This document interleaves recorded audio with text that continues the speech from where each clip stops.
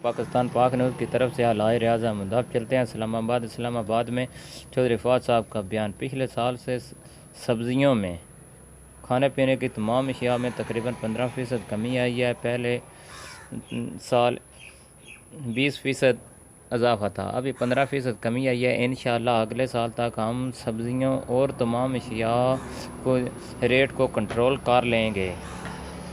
इंशाअल्लाह हम अवाम की मतवक्को।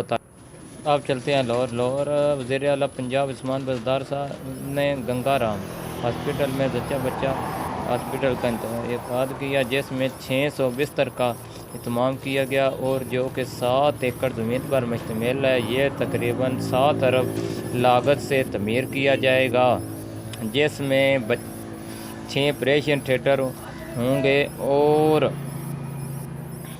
माँ और बच्चा को ऑपरेशन के लिए कोई मुश्किल दरपेश नहीं हो गया। इस तरह के तमाम पाकिस्तान में 5 जच्चा बच्चा हॉस्पिटल का इंतकाद किया जाएगा।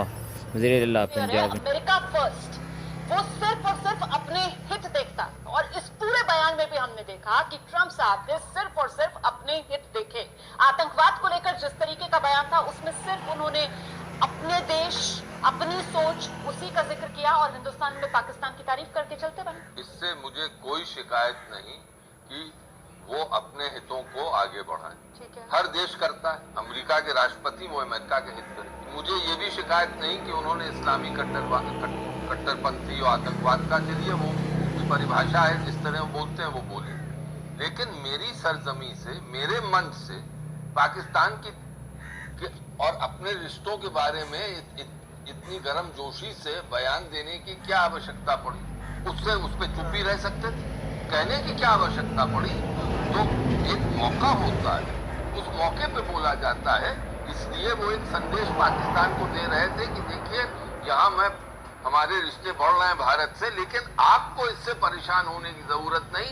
मैंने इस मंच से मोटेरा स्टेडियम, जहां मेरा इतना भव्य स्वागत हो रहा है, वहां से भी मैंने इशारा कर दिया कि मेरे और आपके अच्छे रिश्ते हैं, और आतंकवाद पे जो कोऑपरेशन चल रहा है उस पर हिदायत नहीं दी पाकिस्तान।